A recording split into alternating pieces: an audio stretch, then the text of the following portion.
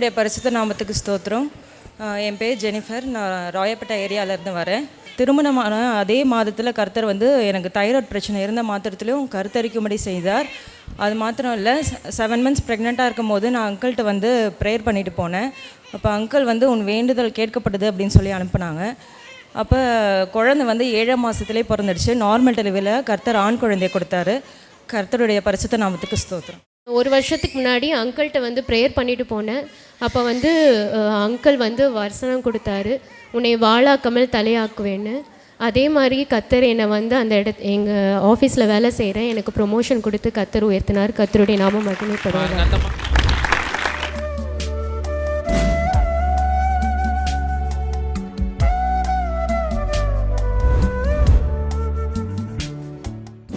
கிறிஸ்துவுக்குள் மிகவும் பிரியமான எனதருமை சகோதர சகோதரிகளே, நம்மை சிருஷ்டித்தவரும் நம்மை உண்டாக்கினவரும் நம்மை ஒருபோதும் மறந்து போகாதவருமாகிய இயேசு கிறிஸ்துவின் இணையற்ற நாமத்தினாலே உங்கள் எல்லாரையும் வாழ்த்தி ஆசீர்வதிக்கிறேன். அல்லேலூயா.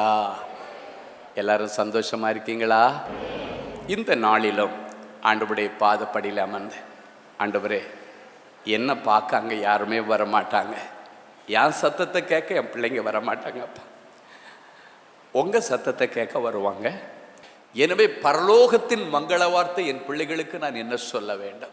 ஆண்டவருடைய சமூகத்திலே ஜெபத்திலே தரித்திருந்த பொழுது கர்த்தர் இன்றைக்கு நமக்கு ஆசீர்வாதத்திற்காக கொடுத்த மங்கள வார்த்தை மீகா தீர்க்கதரிசியின் புஸ்தகம் 5ஆம் அதிகாரம் 2வது வசனம். எப்பிராத்தா எண்ணப்பட்ட பெத்லெகேமே, நீ யூதேயாவில் உள்ள ஆயிரங்களுக்குள்ளே சிறியவளாய் இருந்தாலும் இஸ்ரவேலை ஆளப்போகிறவர் உன்னிடத்திலிருந்து புறப்பட்டு எங்களிடத்திலே வருவார். அவருடைய புறப்படுதல் அநாதி நாட்களாகிய பூர்வத்தினுடையது. எப்பிராத்தா எண்ணப்பட்ட சின்ன பெத்லெகேமே, நீ ஆயிரங்களுக்குள்ளே சிறியவளாயிருந்தாலும் உலகத்தை ஆளப்போகிற பெரிய ராஜா உன்னிடத்திலிருந்து உதித்து எங்களிடத்திலே வருகிறார். ஒரு பெரிய பாக்கியம். சின்ன பெத்லெகேமில் பிறந்த இயேசு பெரிய நல்ல ஆண்டவர் இன்றைக்கு நம் இருதயத்திலே பிறந்திருக்கிறார். சரி, இந்த பெத்லெகேமின் ஆசீர்வாதங்கள் என்ன? பெத்லெகேமிலே பிறந்த பெரிய இயேசு நம்முடைய சின்ன இருதயத்திலே பிறந்தால் நமக்கு என்னென்ன ஆசீர்வாதங்கள்? முதலாவது, பெத்லெகேம் ஆகாரம் அருளுகிற பெத்லெகேம். அது சாதாரண பெத்லெகேம் அல்ல, ஆகாரம் கொடுக்கிற பெத்லெகேம். வாசிக்கலாம். ரூத்தின் புஸ்தகம் 1ஆம் அதிகாரம் 6வது வசனமும் 19வது வசனமும் இப்படியாய் சொல்லுகிறது.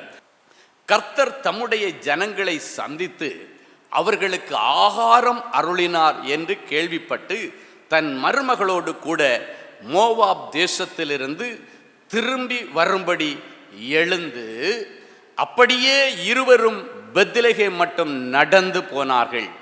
அவர்கள் பெத்லெகேமுக்கு வந்த பொழுது ஊரார் எல்லாரும் அவர்களை குறித்து ஆச்சரியப்பட்டு, இவள் நகோமியோ என்று பேசிக்கொண்டிருந்தார்கள். என் அன்பு சகோதரனே, சகோதரியே, இந்த பெத்லெகேம் ஊரை சொந்த ஊராய் கொண்டு அதன் பிறகு மோவாப் தேசத்திலே குடிபெயர்ந்து பிழைப்பிற்காக போன குடும்பம்தான் இந்த நகோமியுடைய குடும்பம். வாழலாம் அப்படின்னு நகோமி தன்னுடைய புருஷனையும் 2 பிள்ளைகளையும் அழைத்து கொண்டு பெத்லெகேமில் இருந்தவள் இந்த மோவாப் தேசத்துக்கு வருகிறாள். இந்த மோவாப் தேசத்தில் அவள் சந்தித்ததெல்லாம் இழப்புகள், வேதனைகள், அவமானங்கள், நஷ்டங்கள். முதலாவது தன்னுடைய புருஷனை அவள் பறிகொடுத்தாள். பிழைக்க வந்த இடத்துல புருஷனுடைய மரணம் அவளுக்கு ஒரு பெரிய அடி. சரி, அதுக்கு பிறகு 2 பையங்க இருக்கிறாங்க, பையங்களை வச்சு எப்படியாவது லைஃப்பை ரன் பண்ணிடலான்னு ஒரு சின்ன நம்பிக்கையோடு கூட இருந்த கொஞ்சம் பலத்தில் அந்த மோவாப் தேசத்திலிருந்து தன்னுடைய 2 மகன்களுக்கும் பெண் எடுத்தாள். கல்யாணம் நல்லபடியாக நடந்துச்சு. வாழ வேண்டிய வயதில் திடீரென்று தன்னுடைய 2 பிள்ளைகளும் மரித்து போய்விட்டார்கள். வீட்டில் ஒரே நேரத்தில் 3 விதவைகள், ஒரு வயதான விதவை, 2 இளம் விதவைகள் வேதனையோடு கண்ணீர் வடித்து கொண்டிருந்தார்கள். அவள் கடைசியாக ஒரு தீர்மானம் எடுத்தாள். எப்பொழுது இந்த மோவாப் தேசத்துக்கு வந்தனோ அன்னிலிருந்து இன்னைக்கு வரைக்கும் நான் இழப்பையை சந்திச்சுட்டு இருக்கிறேன். இந்த வாழ்க்கை எனக்கு வேண்டாம், நான் மறுபடியும் என்னுடைய தகப்பன் ஊருக்கு நான் போகிறேன். என் ஆதி அன்புக்கு நான் திரும்ப போகிறேன். என் ஆதி அன்பை விட்டு நான் வெளியே வந்தேன். இன்றைக்கு எல்லாவற்றையும் இழந்து நிற்கிறேன். சொந்த புருஷனை இழந்தேன், பிள்ளைகளை இழந்தேன், 2 மருமகள்கள். அவங்க வாழ்க்கையை நாசமாக்க ஒருவேளை நான் காரணமா இருந்திருக்கலாம். இளம் விதவைகளாக 2 பிள்ளைகள் இருக்கிறார்களே, இந்த பிள்ளைகளை எப்படி வாழ வைப்பது? மனவேதனையின் உச்சகட்டத்திலே அவள் கடைசியாக ஒரு தீர்மானம் எடுத்தாள்.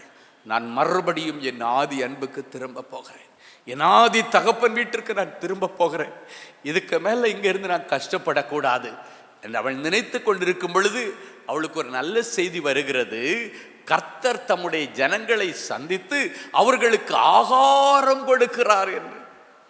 பெத்லகேமிலே ஆண்டவருடைய பிள்ளைகளுக்கு ஆண்டவர் ஆகாரம் கொடுத்து கொண்டிருக்கிறாள் என்று அவள் கேள்விப்பட்டாள். தன்னுடைய சொந்த தகப்பன் ஊரிலே ஆகாரத்திற்கு ஒரு குறை இல்லை, எல்லாரும் சந்தோஷமா சாப்பிடுறாங்க. ஆண்டவர் அவர்களுக்கு ஆகாரம் அருளுகிறார் என்று கேள்விப்பட்டு மறுபடியும் சொந்த ஊருக்கு புறப்படுவதற்காக அவள் எழும்பி, ஒரு மருமகள் இவளை முத்தமிட்டுட்டு, நான் எங்க அப்பா வீட்டில் போய் அம்மா வீட்டில் போய் நான் இங்க செட்டில் ஆயிடுறேன், நான் உங்க ஊருக்கு வரவில்லை என்று சொல்லிவிட்டாள். ஆனால் ஒரு மருமகள், அவருடைய பேர் ரூத் என்று சொல்லப்பட்டிருக்கிறது, அவன் நினைக்கிறா, நானும் போயிட்டா எங்கள் அத்தைக்கு வேற யாருண்டு, மாமா இல்லை, 2 பிள்ளைகளும் இல்லை, ஒரு அக்கா இருந்த அவளும் போயிட்டா, இதுக்கு மேலே நானும் போயிட்டா என் அத்தை தனிமையாயிடுவாங்களே, என் அத்தை நான் தனியாக விடக்கூடாது, வயசான காலத்தில் கஷ்டப்படுவாங்க. எதுவாக இருந்தாலும் பரவாயில்ல, என் இளமையை தியாகம் பண்ணி என் வாலிபத்தின் சந்தோஷங்களை எல்லாம் குழி தோண்டி புதைத்து விட்டு என் மாமியுடைய நலனை என்னுடைய நலன் என்று சொல்லி ஒரு வாலிப மகள் ரூத் மாமியை பார்த்து சொல்றா, என்ன விட்டு போறதை பத்தி மட்டும் நீங்க பேசக்கூடாது, வேற என்ன வேணாலும் பேசுங்க, நான் உங்க கூட தான் வருவேன், நீர் எங்க போகிறீரோ அங்க நான் வருகிறேன், உன்னுடைய தெய்வம் என்னுடைய தெய்வம், உன்னுடைய குடும்பம் என்னுடைய குடும்பம், உம்மை விட்டு நான் விலகி போகிறதை குறித்து நீ பேசக்கூடாது என்று சொல்லி தன் மாமியை விடாமல் பிடித்து கொண்டாள். சரி, மாமிக்கு ஒன்றும் பண்ண முடியல. பெத்லகேமுக்கு 2 பேரும் எழுந்து புறப்பட்டு ஆகாரம் கொடுக்கிற பெத்லகேமுக்கு போகிறார்கள். என் அன்பு சகோதரனே சகோதரி, ஒருவேளை இந்த வருஷம் வரைக்கும் நிறைய இழப்புகள், நிறைய நஷ்டங்கள், உயிர் சேதங்கள், பண சேதங்கள், பொருள் சேதங்கள் எல்லாம் வந்திருக்கும். அடுத்த வருஷமே இப்படித்தான் இருக்குமா என்கிற ஒரு கேள்விக்குறி உங்களுக்கு இருக்கலாம். அடுத்த வருஷத்திற்குள்ளே நீங்க போவதற்கு முன்பாக டிசம்பர் மாதம் ஆண்டவர் உங்களுக்கு ஒரு நல்ல வாய்ப்பை கொடுத்திருக்கிறார். எதற்கு தெரியுமா? உன் ஆதி அன்புக்கு திரும்புகிறதற்காக, உன் ஆதி அன்புக்கு திரும்புவதற்காக. உன்னுடைய தகப்பன் இயேசு கிறிஸ்துடைய மடியிலே மறுபடியும் நீ போய் செட்டில் ஆவதற்காக ஆண்டவர் இந்த நாட்களை உங்களுக்காக ஆயத்தம் பண்ணி கொடுத்திருக்கிறார். நமக்கு எப்பொழுதும் ஒரு தாய் வீடு உண்டானால் நாம் ஆராதிக்கிற இயேசு கிறிஸ்துவனுடைய மடிதான் நமக்கு தாய் வீடு. எனக்கெல்லாம் சில நேரங்களில் மன கஷ்டங்கள் வரும் பொழுது அப்படியே ஓரமாக உட்காந்து அழுது ஜெபம் பண்ணி என்னுடைய தரிசன கண்களில், ஏ சுவாமி உங்கள் மடியில் தான் எனக்கு சமாதானம், உங்கள் மடியில் கொஞ்ச நேரம் நான் படுத்து தூங்கணும் போல இருக்கு, என் மனசில் இருக்கிறது எல்லாம் உங்ககிட்ட கொட்டி தீக்கணும் போல இருக்கு, உங்க பக்கத்தில் உட்காந்து என் வேதனை எல்லாம் கொட்டி தீக்கணும்னு ஆசையா இருக்கு. என் அன்பு சகோதரனே சகோதரியே, அன்றைக்கு நகோமி வேதனையோடு கசப்புகளின் மத்தியிலே தன்னுடைய சொந்த ஊருக்கு போனார். போகும் பொழுது அவளுக்கு ஆகாரம் கொடுப்பதற்கு ஆண்டவர் ஆயத்தமாயிருந்தார். அது சின்ன பெத்லகேமாய் இருந்தாலும் அந்த பெத்லகேமுடைய ஸ்பெஷல் என்ன? பெத்லகேம் என்றால் அப்பத்தின் வீடு என்ற அர்த்தம். ஜீவ அப்பம் தானே என்று சொன்ன ஆண்டவருடைய வீட்டை நோக்கி அவள் ஓடினாள். அவள் அங்கு போகும் பொழுது ஆண்டவர் அவளை எதிர்பார்த்து கொண்டே இருந்தாள். வந்த உடனே அவங்க லைஃபை எப்படியெல்லாம் செட்டில் பண்ணேன்னு ஆண்டவர் ஆல்ரெடி பிளான் பண்ணி வச்சுட்டார். அங்கு இவர்களுக்காகவே ஒரு போவாஸை நிறுத்தி வைத்திருந்தார். போவாஸ் இயேசு கிறிஸ்துவுக்கு நிழலாட்டமாக சொல்லப்பட்டிருக்கிறது. அந்த இயேசு கிறிஸ்து என்கிற போவாசுடைய போர்வைக்குள்ளே போய் தஞ்சம் இழந்து விட்டார்கள் 2 பேரும். போவாசுடைய போர்வைக்குள்ளே போய்விட்டார்கள், அவரோடு கூட அடைக்கலமாகி விட்டார்கள். அப்பொழுதுதான் போவாஸ் சொல்லுகிறான், நீ கர்த்தரிடத்திலே அடைக்கலமாய் வந்து விழுந்திருக்கிறபடியினாலே அவராலே உனக்கு நிறைவான பலன் உண்டு. என்னெல்லாம் குறைவு இருக்கிறதோ எல்லாம் உனக்கு கிறிஸ்து இயேசுவுக்குள்ளே நிறைவாகும். அவனுக்கு நல்ல ஆகாரத்தை கொடுத்தார், எல்லாவற்றையும் கொடுத்தார், எல்லாவற்றையும் கொடுத்தார்.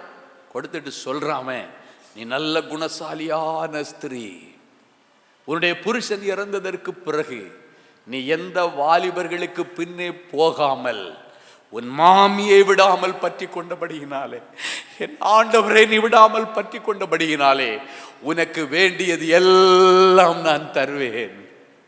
போவாஸ் சொல்லுகிறார், நீ ரொம்ப நல்ல பிள்ளைமா. வேற ஏதாவது பொண்ணுன்னா நேரம் எல்லாம் ஓடி போயிருந்திருக்கும்.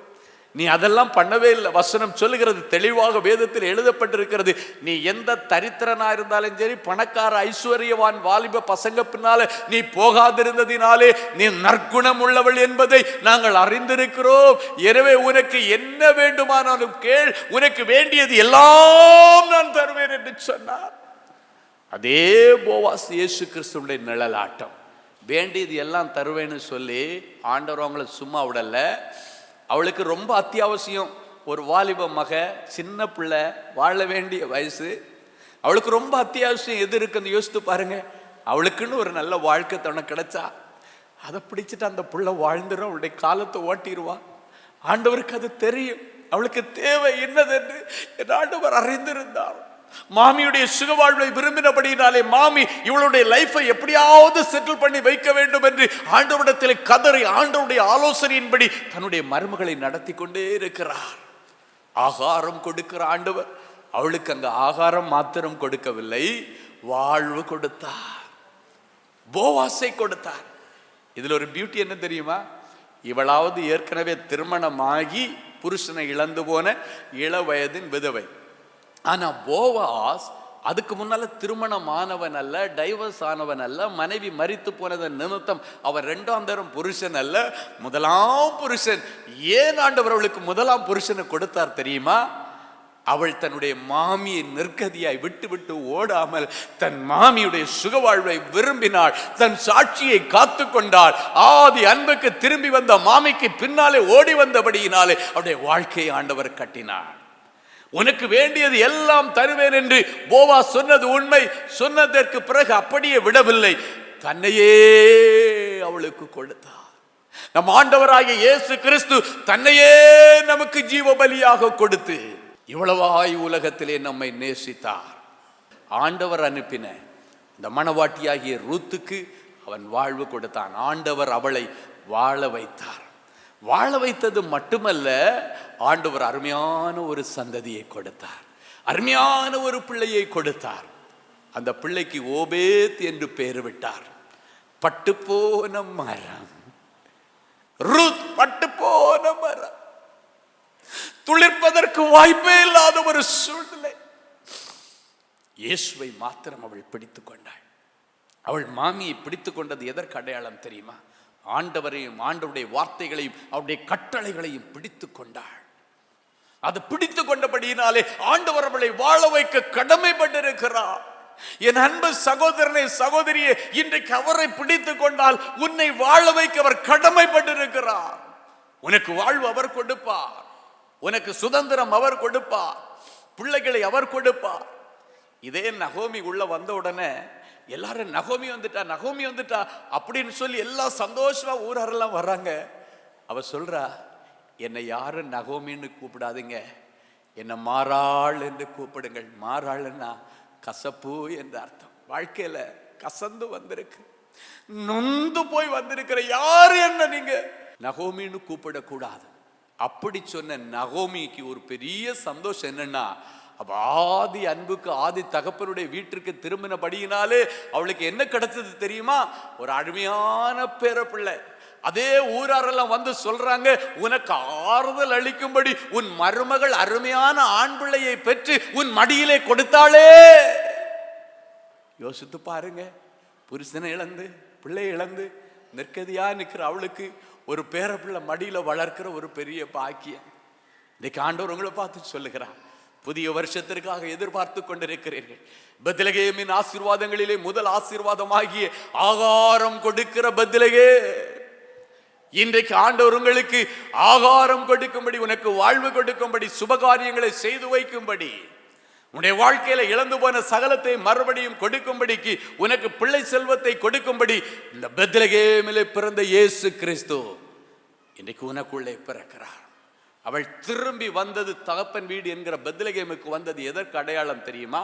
அங்கு ஏன் போவாசை கொண்டு காண்பித்திருக்கிறார்கள்? அவர்கள் போவாசை ஏன் சந்தித்தார்கள் என்றால் இயேசுவை சந்தித்தார்கள். அதுதான் அதற்கு அடையாளம். இதுல என்ன பியூட்டின்னா, இந்த போவாசுக்கு ரூத்துக்கும் ஓபேத் பிறந்தார். ஓபேத் ஈசாயை பெற்றான், ஈசாய் தாவீதை பெற்றான். இந்த தாவீதின் கோத்திரத்திலே என் இயேசு பிறந்தார். கரங்களை தட்டி ஆண்டவருடைய நாமத்தை மகிமைப்படுத்துங்க. ஹல்லேலூயா. அன்பு சகோதரனே, சகோதரியே, இன்றைக்கு நீ தானாக இந்த இடத்திலே வரவில்லை. என் இயேசு உன்னை அழைத்து கொண்டு வந்திருக்கிறார். ஆகாரம் அருளுகிற பெத்லகேமிலே பிறந்த என் ஆண்டவர் இவர்களுக்கு ஆகாரம் தருவீராக, இவர்களுக்கு வேலையை தருவீராக, இவருடைய தொழிலை ஆசீர்வதிப்பீராக, இன்னும் வல்லமையின் வரங்களை தருவீராக, இன்னும் ஊழியத்தை பெருக பண்ணுவீராக, இன்னும் தொழிலை நீர் பெருக பண்ணுவீராக. வாழ வைக்கிற பெத்லகேம் இவர்களுக்கு வாழ்வு கொடுப்பதாக, சுப நிகழ்வுகள் நடப்பதாக, கற்பத்தின் கனிகள் திறந்து கொடுக்கப்படுவதாக. அபிஷேகம் பண்ணுகிற பெத்லகேமின் ஆண்டவர் என் பிள்ளைகள் ஒவ்வொருவர் மேலே உம்முடைய அபிஷேக குப்பியையும் தைல குப்பியையும் இப்பொழுது நீர் ஊற்றி என் பிள்ளைகளுக்கு வல்லமையின் வரங்களையும் கிருபையின் வரங்களையும் அபிஷேகத்தையும் நீர் ஊற்றுவீராக. ராஜரீக அபிஷேகம் இவர்கள் மேலே ஊற்றப்பட்டு இனி ராஜ மேன்மைக்கு நேராக என் பிள்ளைகள் கடந்து போவார்களாக. தரித்திரங்களுக்கும் கடனுக்கும் முடிவு வந்ததற்காக உமக்கு நன்றி. உயிர் காக்கிற பெத்லகேமிலே பிறந்த உயிர் காக்கிற இயேசு கிறிஸ்து என் அன்பு பிள்ளைகள் ஒவ்வொருவருக்கும் தீர்க்காயுசை தருவீராக. இவர்கள் குடும்பத்தில் நடக்க வேண்டிய நல்ல காரியங்கள் எல்லாவற்றையும் நடப்பி தருவீராக. அடைக்கப்பட்ட கற்பங்கள் திறக்கப்படுவதாக. சொந்த வீடு வாசலுக்காக காத்திருக்கிற பிள்ளைகளுக்கு வீடு வாசல் கிடைக்கட்டும். எந்தெந்த பிள்ளைகள் கோர்ட்டு கேஸுன்னு அலைகிறார்களோ அத்தனை கோர்ட்டு கேஸுக்கு முடிவு வருவதாக. கடன்கள் எல்லாம் அடைக்கப்பட்டு புதிய வருஷத்தில் என் பிள்ளைகள் போகும் பொழுது கடன் இல்லாமல் வாழ இவங்க எல்லாருடைய கடன் லிஸ்ட்டை இயேசு கிறிஸ்து இப்பொழுது கையிலே வாங்கி கிளியர் பண்ண இந்த நிமிஷமே நீர் உறுதி கொடுக்கிறதற்காக உமக்கு நன்றி. எல்லா தடைகளை உடைச்சி ஜெபிக்கிறோம். பெரிய காரியங்களை செய்யும் இயேசுவின் மூலம் பிதாவே, ஆமென். கிறிஸ்துவுக்குள் அன்பானவர்களே, ஆண்டவராகிய இயேசு கிறிஸ்துவின் இனிய நாமத்தில் அன்பின் வாழ்த்துக்கள்.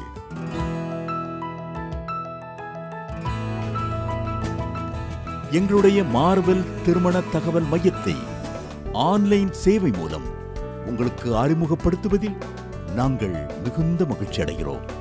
எங்களது மார்வெல் திருமண மையம் கிறிஸ்தவ குடும்பத்தில் திருமணத்திற்கு ஆயத்தமாயிருப்பவர்கள் தங்களுக்கு ஏற்ற வாழ்க்கை துணையை தேர்ந்தெடுக்க சிறந்த திருமண சேவை மையமாக இருக்கிறது.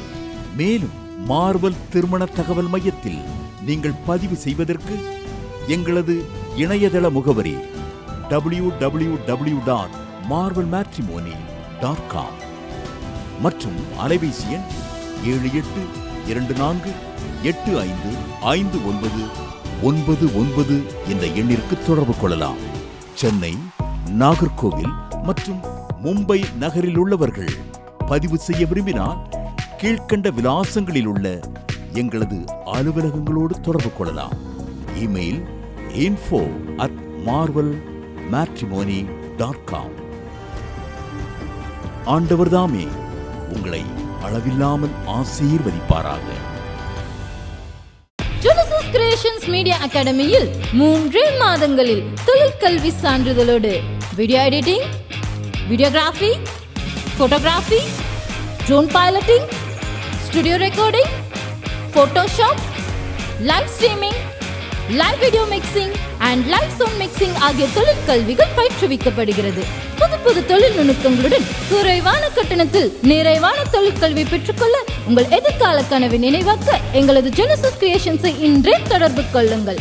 மேலும் விவரங்களுக்கு 7824850999 என்ற எண்ணை தொடர்பு கொள்ளுங்கள். அன்பு தேவனுடைய பிள்ளைகளே, இந்நிகழ்ச்சியின் மூலம் நீங்கள் பெற்றுக்கொண்ட ஆசீர்வாதங்களையும் உங்கள் ஜெப விண்ணப்பங்களையும் அனுப்ப வேண்டிய முகவரி தேவனின் அன்பு ஊழியங்கள், எண் 340B/1A, 3B1 Vinayak avenue, OMR road, Okkiyam, Thoraipakkam, Chennai 600097. இது இந்தியன் ஆயில் பெட்ரோல் பங்க் எதிரில் அமைந்துள்ளது மற்றும் காக்னிசன்ட் டெக்னாலஜி சொல்யூஷன்ஸ் அருகிலும் அமைந்துள்ளது. மின்னஞ்சல் prayer@godsloveministries.co.in. எங்களது இணையதளம் www.godsloveministries.co.in. மேலும் 24 மணி நேர ஜெப உதவிக்கு 04454479999 மற்றும் 9941950999 என்ற எண்களுக்கு தொடர்பு கொள்ளுங்கள். கர்த்தர் தாமே உங்களை ஆசீர்வதிப்பாராக.